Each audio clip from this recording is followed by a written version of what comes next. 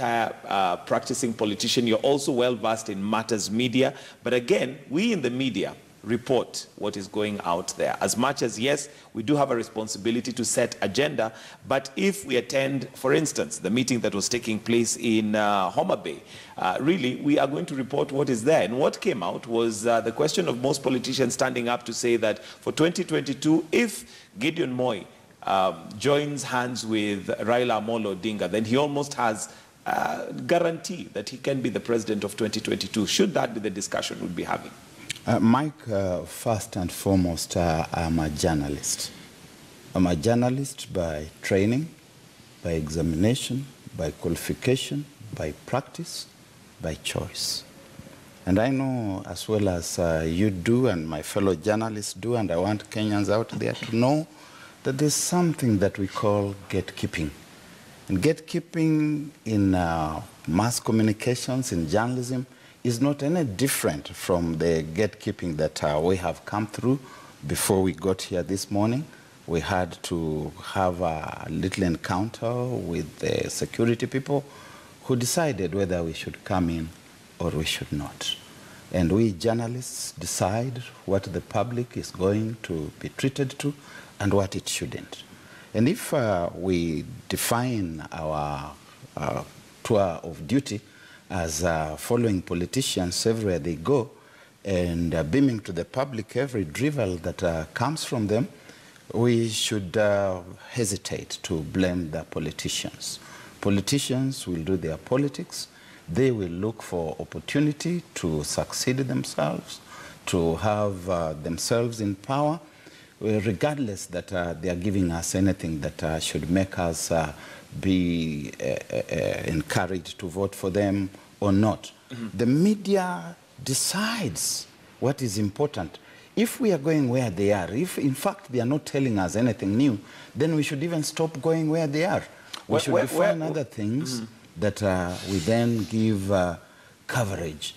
We are setting agenda, we are keeping the gate, we are the ones who are deciding that if there's political competition, that political competition is based on 4 or 5 significant issues, and this politicians stand on that issue, and this is the other politicians stand on. Whereas that is true, Barack, truth be told, if, for instance, we've just come from a very protracted electioneering period, and here we are, we do know that Jubilee, for instance, gave a promise of what shall be done within the 5 years.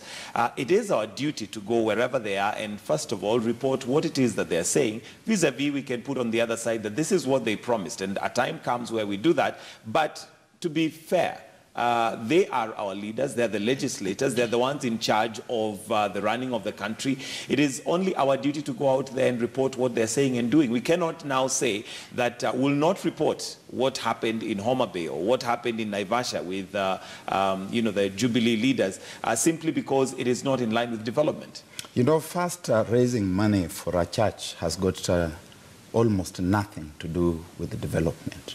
Certainly not in this age. When the Christian missionaries were coming to Africa in the late 1800s, there was a sense in which you could have tied the church with the development together, because they came building churches, they came building schools, they came doing many other things that we associate with development. Today's church is a commercial center, just like any other business enterprise, and the commerce flows into selected few pockets.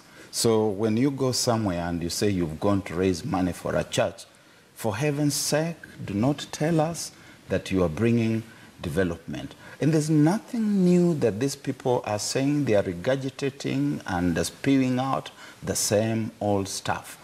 We have got the responsibility of finding out what is happening in housing, what is happening in the food sector, what is happening in the health sector, what is happening in manufacturing, which are the 4 big things that this government and President Kenyatta are talking about. Okay. Not just trailing every politician and positioning some things which should not be positioned anywhere at all. All right, let me bring you in, Senator. And, well, that, I guess, is chance for you to give a rebuttal. You did mention that what was happening in Homa Bay was mainly to do with development and specifically raising funds for church. But according to Barack, that is not development.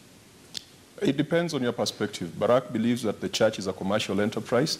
I believe that the church still remains an institution that can be leveraged upon to transform societies. And I don't think that particularly the church, the Seventh-day Adventist church that we are supporting in Karachuonyo, has degenerated to those low commercial levels.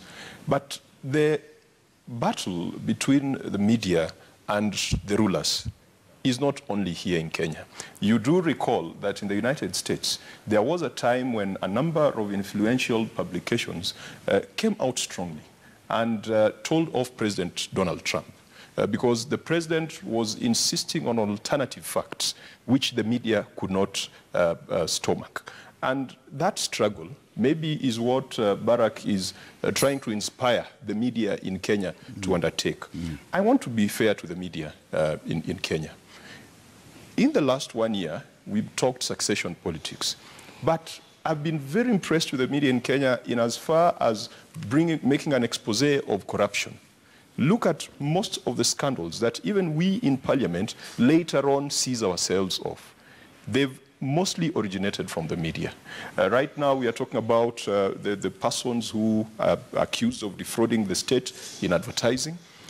NYS was mostly broken out in the media. NCPB, mostly in the media. Look at most of the corruption scandals of the second term of this government, or even the first term of the government.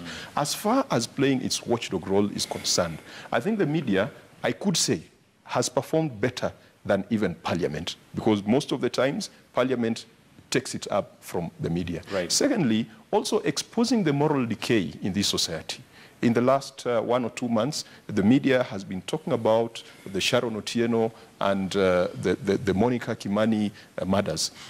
It sometimes takes a political angle, but in my estimation, it exposes the moral decay in this nation. The issues of sponsorship, the issues of extramarital affairs, the issues of pressures that little girls go through, and then they end up in certain positions that you would not wish